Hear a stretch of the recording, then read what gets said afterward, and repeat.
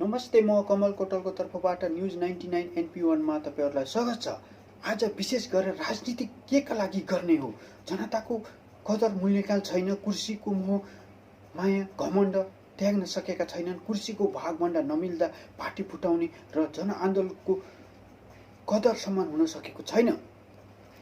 गणतन्त्रमा सर्वोच्चको आदेश ठुलो भयो, विश्वासको मतमा कति ताकत छ? 10 वर्ष जनयुद्धका भाषा कसम पिसे ती कहाँ गए?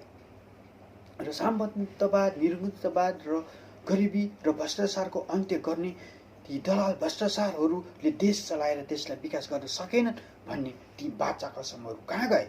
र राजाले देशको कुनै पनि पद्धति र सिस्टमलाई राम्रो तरिकाले चलाउन सकेनन् भन्ने ती गुणगान, ती भाषण, ती व्यङ्ग्यहरू अहिले आएर कहाँ गए?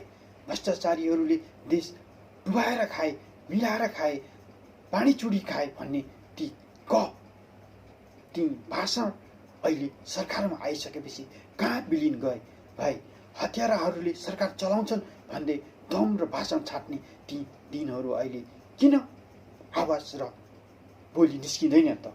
खासमा आज तपाईहरुसँग यी विषयहरूमाथि म तपाईहरुसँग दुई चार शब्दहरू केही कुरा गर्नु भनेर आएको छु।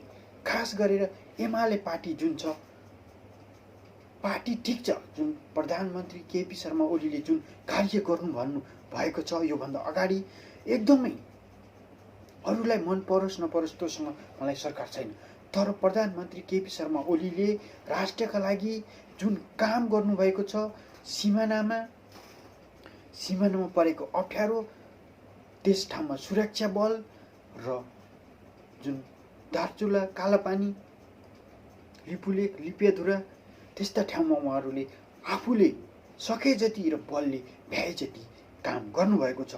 र त्योभन्दा अझै महत्त्वपूर्ण विषय भनेको त नेपालको नक्सामा जुन चुच्चो भएको नक्सा छाप्नु, यो नै एउटा हाम्रो नेपालीको ऐतिहासिक र गौरवमय कार्य हो। र जुन हाम्रा देशका घिनौना किसिमका राजनीति गर्ने जुन राजनीतिक आफ्नै पार्टीले, आफ्नै पार्टीका गुटले राजनीतिक टिकाउ गर्न प्रधानमन्त्री केपी शर्मा ओलीलाई दिएनन् र आज आएर यो अवस्था आफ्नो ठाउँ चक आफूले गरेका कार्य, राम्रो कार्य गर्दा गर्दै देशलाई उन्नति गर्छु, प्रगति गर्छु, अझै म यो देशका केही ठुला र विकसित कार्य योजनाहरू ल्याउँछु र देशलाई अझै मजबुत र राष्ट्रप्रेमी भएर देखाउँछु भन्ने काम गरेकै ईर्ष्या र ढा भया र आफू एउटा घमण्ड त्याग्न नसकेर आफ्नै दलका पार्टीहरूले गुट, जुइल, झाल र एउटा अनैतिक कार्य गरेर सर्वोच्चको आदेश, जनताको आदेशलाई झुलो र पानी छ्यापेर अहिले सर्वोच्चको प्रमा आदेशले सरकार गिराउन बाध्य भएको छ। अहिलेसम्मको जति पनि मनमोहन भण्डारीदेखि गिरिजाप्रसाद कोइराला जति पनि कार्य गरिएका छन् ती पनि सराहनीय र एकदमै हेर्न लायकका छन्। तर पनि लास्ट स्थितिमा अहिले हेर्ने हो भने केपी शर्मा ओलीले नै लास्टका लागि, देशका लागि केही गर्नुभएको छ। म उहाँलाई सहयोग गर्ने उहाँको सपोर्टर पनि होइन, तर म एउटा नेपाली सच्चा देशभक्ति र राष्ट्रप्रेमी भएका कारण केपी शर्मा ओलीले नै यो देशका लागि केही गर्नुभयो। यदि जनताले भोट दिएर करोडौँ लाखौँ मूल्य लगानी गरेर औचित्य छ त के मूल्याङ्कन छ?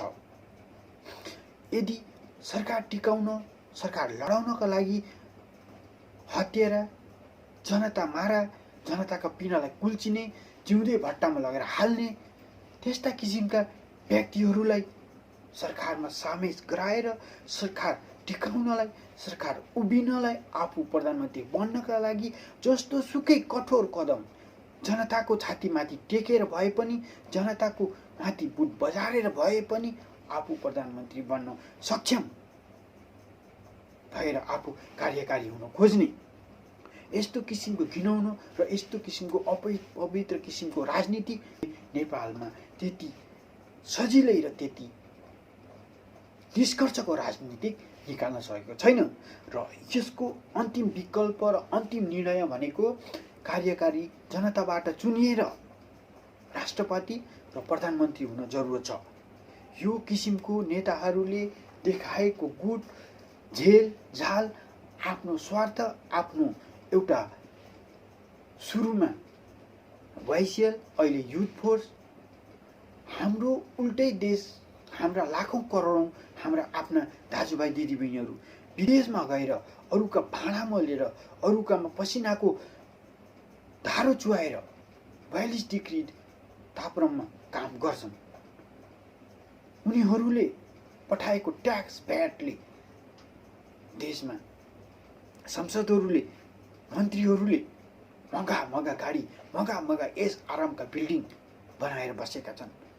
ती गरिब दुखी जनताले ट्याक्स भ्याटमाथि भ्याट लगाइएको छ भने हाम्रो जस्तो गरिब देशमा यति धेरै चलखेल, यति धेरै राजनीतिक, यति धेरै दाउपेच गरेर हामी जनताले सुख, सहेल, समृद्धि, उन्नति, प्रगति र राष्ट्र र देशलाई सुरक्षाका निमित्तमा कटाखारमा उभ्याउन हामी कहिले सक्ने? हाम्रो देशको जुन मेन सर्वोच्च अदालत छ उसले नै यो देशमाथि, यो राष्ट्रमाथि, यो हाम्रो एउटा सोझोपन नेपालीको एउटा चरित्रमाथि दाग लगाउने काम गरेपछि हामी जनताले के ठुलो दोइमा हात जमाएर बस्ने हो त? अबदेखि आउने चुनावमा आफ्नो हात तिखारेर राखे हुन्छ कि त्यो किसिमको यो देशलाई चलखेल विदेशी रहको, विदेशी एजेन्टको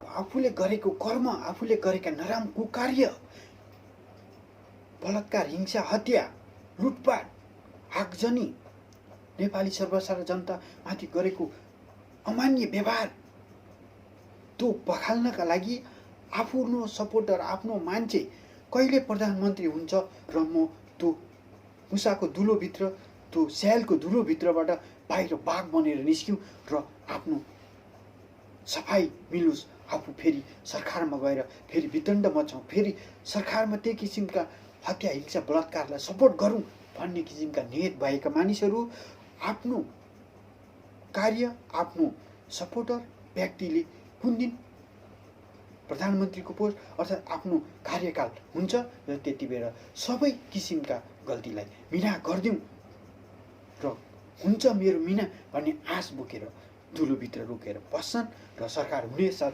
फुत्त बाहिर निस्किएर आफू गरेका पाप, हत्या, हिंसा, बलात्कार ती सबलाई छुट गराएर आफ्नो सरकार टिकाउनका लागि, आफ्नो बस्नका लागि त्यो सरकारमा सामेल हुने यो किसिमको कार्य एकदमै घृणित र एकदमै लज्जास्पद र नेपाली जनताले जुन मान सम्मान, इज्जत र एउटा देशका लागि, राष्ट्रका लागि, उन्नतिका लागि, देशका सिमानाका लागि, सामाजिक, राजनीतिक, आर्थिक कार्यका लागि विकास गर्छन् जनताले, जनताको भोक, प्यास, निन्द्रा, बस्ने खाने व्यवस्था गर्छन् भन्ने आश सब चिरो शून्य कार्य गर्छन्। ती सुजरल बनाउने, त्यो बेरोजगारीको समस्यालाई हल गर्ने, देशमा दिनदिनै बढ्दै गएको बलात्कारीहरूलाई फाँसीको फन्दामा, टुँडीखेलमा लगेर राख्ने त्यो किसिमको कार्यमा ध्यान छैन। सिर्फ आफ्नो राष्ट्र, आफू भित्रको एउटा अहमता, आफूले गरेका गल्ती तिनीहरूबाट आफू उम्किनलाई अनि सरकारमा गएर फेरि हलिमली गर्नका लागि छुट्टे डनहरूले कहिले पनि देशलाई, राष्ट्रलाई खोक्रो बनाएर खाने काम गर्छन्। सिमानामा मात्रै कति पीडित छन् जनता, विदेशमा मात्रै कति पीडित छन्, कति भोक प्यास र अलपत्र परेका छन्। उनीहरूको सेवाका लागि एउटा अभियन्ता बनेर मानिसहरूले हजारौं हजार व्यक्तिसँग 100 लाख रुपियाँ सङ्कलन गरेर ठाउँ गएर सहयोग गरेर उनीहरूको ज्यान बचाउन एउटा अभियन्ता बनेर व्यक्तिहरूले सहयोग गरिरहेका छन्। फिल्म क्षेत्रदेखि होस्, एउटा पत्रकारिताको क्षेत्रबाट होस्, तर जति बेर बाढी पहिरो भेल र नेपाली जनतालाई कष्ट दुःख पर्छ त्यति बेर कुन चाहिँ नेताले त्यहाँ गएर सहयोग गरेको छ, त्यहाँ गएर चाहिँ उनीहरूको दुःख पीडामा मलपट्टी लगाउने काम गरेको छ। मात्र एउटा दूरदर्शी, एउटा मन भएर बस्ने काम गर्छ। जति बेर चुनाव आउँछ, जति बेर आफूले एउटा राजनीतिकमा उठ्ने बेला आउँछ, त्यति बेर मात्रै आफ्नो करोडौँ लाखौँ बराबरको स्टेट, त्यहाँ एउटा स्टेडियम बनाउनको लागि, एउटा आफू बस्ने जग बनाउनको लागि करोडौँ लाखौँ रुपियाँ खर्च हुन्छ।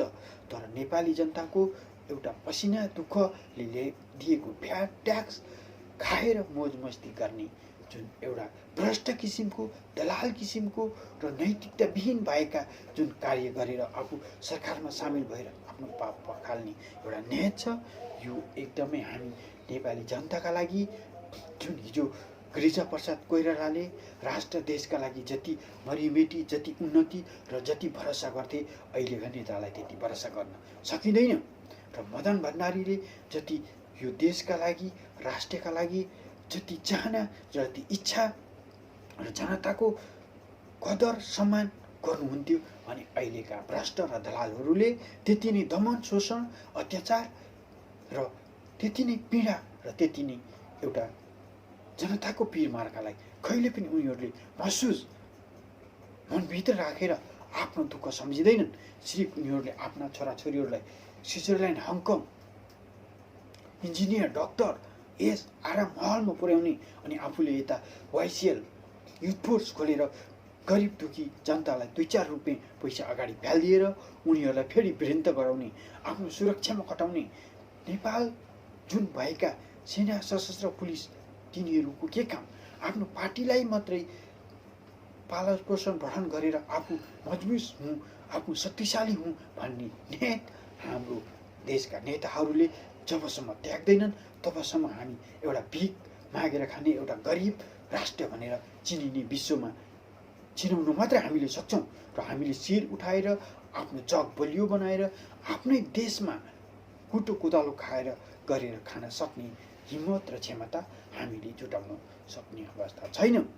जुन जुटाउनको लागि हामी स्वयं गाउँ गाउँ बस्तीबाट उठेर मात्र यो सम्भव छ, होइन भने हामी एउटा गरिब भिखारी देशको जनता हौँ भनेर चिनिन हामी बाध्य छौँ।